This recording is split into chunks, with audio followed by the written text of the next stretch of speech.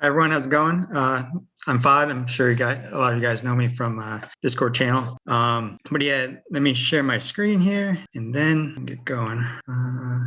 Okay. All right. Can everyone see this? Yeah, see it fine. Cool.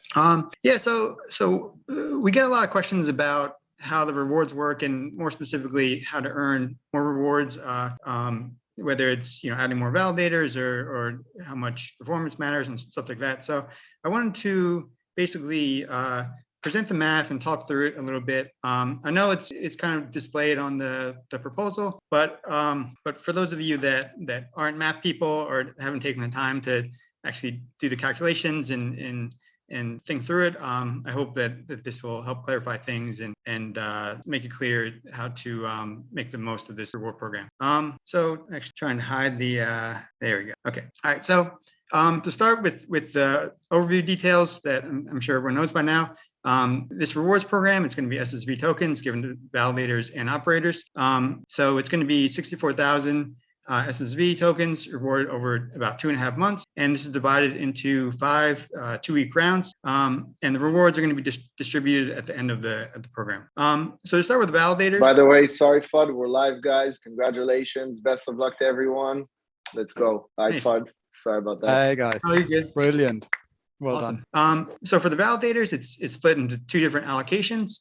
Allocation A is 32,000 SSV, and that's for validators that are registered from addresses that are also holding SSV tokens. And the second group, Allocation B, is 9,600 SSV for all validators, including the ones holding tokens. So to be eligible, you must have an average attestation rate of 85% to be eligible. But since I'm kind of glossing over things here, see the proposal for all the conditions and requirements.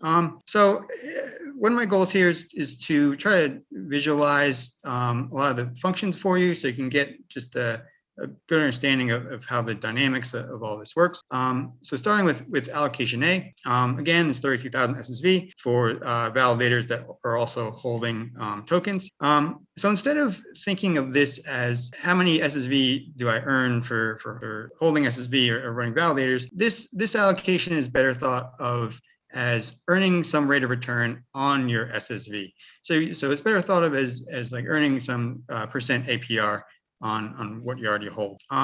So the main variables of this are it increases for the number of validators you're running. However, this has a diminishing effect. So the first validator you run has a big reward, and then each validator you add after that has you're going to get less of a reward than the previous one.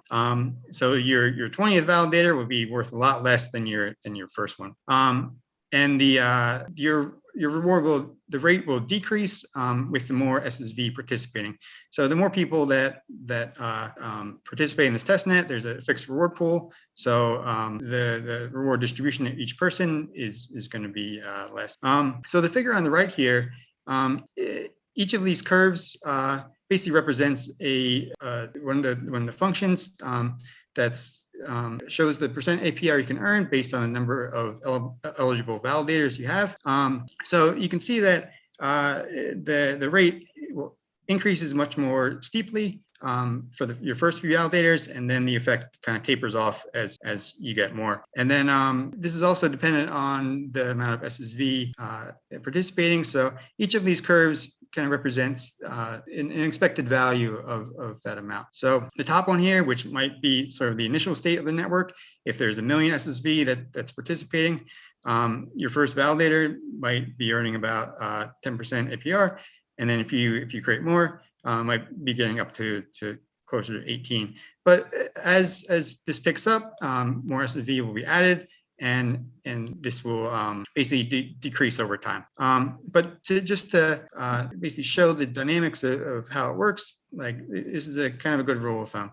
More validators will earn you more rewards, but it's more important to get just a few of your first ones out than getting getting to the real high numbers of value.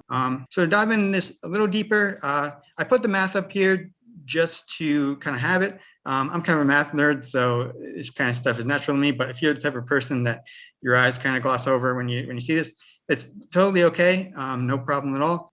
What the things that are important to know are the things I kind of cover on the last slide. Basically what variables affect the rewards that you get. So to illustrate a little more specifically the diminishing returns, I took one curve from the previous plot. So this is the 2 million SSV total that's committed in the program. And I kind of just picked out some values of that to show how they affect diminishes. So your first validator, might earn about 4.9 APR. But then by the time you get to 10, you'll see the effect of each one decreases a lot. So at 10, you're only at 7.7, and then at 30, you're only at 9. So the differences between these points is decreasing. Okay, so allocation B is a little simpler. This is the one for all validators, whether you're holding SSV or not. So the rules of this are much more simple. It's basically that your reward is going to increase for the more validators you have, and the reward is going to decrease the more total validators are on the network. So it's just a linear increase. There's no diminishing returns or anything. So it's as simple as that. More validators you run, the more reward you get from this allocation. Okay, so going over to operators now. There are two allocations for this as well. Allocation C is a little over 11,000 SSV for verified operators. Allocation D is the same amount for all operators, including the verified operators. And to be eligible as an operator, you just need to have over an 85% average performance score to be eligible for each round, for each 2-week period. So these allocations kind of have the same functional shape as the first SSV holder allocation. It's sort of a logarithmic curve. So basically, the rewards will increase for the more validators you have assigned to your operator, but this is diminishing. So your 100th validator will be worth less than your first one, and your 500th is going to be worth less than your 100th. And then you also increase the reward for just having a higher performance. Now this is not a diminishing return. It's just a linear increase. So basically, if your performance is only 85%, then you're going to earn essentially 85% of your potential rewards. So if it's not obvious, get as many validators as you can, and keep your performance as high as you can. But for the operators that might not be large, and if you only can get 50 validators or even less than that, a lot of the purpose of using these logarithmic curves is to give the smaller and newer participants more of a chance and to more fairly compensate them, because they're really they might be putting in the same amount of effort. And then the last variable is just, it's obvious by now, the more people that participate, it's a fixed reward pool. So the reward to each person decreases. So once again, kind of putting up the math. That's in the proposal as well. And then isolating one of the curves from the previous plot. Again, it's the logarithmic function where your whatever validators you have assigned to your node, any subsequent ones will be less valuable than the previous one.